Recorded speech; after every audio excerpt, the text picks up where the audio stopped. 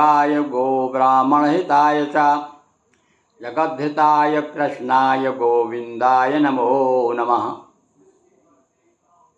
आदरणीय बंधुओं, माताओं, बहनों, श्रावण मास के अंतर्गत सेवा संरमदा मंदिरम से विशेष अनुष्ठान, धार्मिक अनुष्ठान चल रहे हैं। निरंतर दैनिक भगवान शिव का अभिषेक तो मंदिर में चल ही रहा है।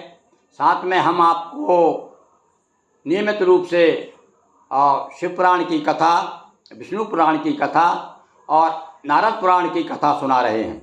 ये नारद पुराण में अधिक मास की कथा है। ये अधिक मास के बारे में जब हमें बार बार कहा गया कि पंडित जी आप हमें अधिक मास के बारे में भी कुछ कथाएं सुनाएं, तो हमने आपकी बात रखते हुए, आप लोगों की बात रखते हुए और ये प्रारंभ किया है। और आज अधिक मास का यह नारद पुराण से लिया गया है प्रसंग है। ये जो कथाएं हैं अध्याय के रूप में, इसमें इस प्रसंग में महात्म में, पुरुषोत्तम के महात्म में 31 अध्याय हैं, जिसमें से रोज हम आपको एक एक अध्याय सुनाएंगे।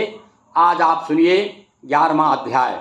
ये मान के चलिए कि 11वां दिवस का है, तो ये 11वां अध्याय क्या है। हमने इसके पहले आपको 10वें अध्याय में बताया कि किस प्रकार से मेधावी ब्राह्मण की कन्या बहुत परेशान हुई। दुर्वासा ऋषि नाराज होकर के श्राप देकर चले गए उसे कि तू दुखी रहेगी। तब वो बड़ी चिंता में होकर के भगवान महादेव की उसने बड़ी कठोर तपस्या की। 9000 वर्ष तक उसने तपस्या की। कई कुछ दिन तक तो जल पी कर रही, कुछ दिन केवल उसने मतलब जिस प्रकार से कठिन जो साधना कर सकते हैं वह साधना उसने की। उससे प्रसन्न होकर के भगवान महादेव प्रकट होते हैं और उसे वरदान देने को कहते हैं।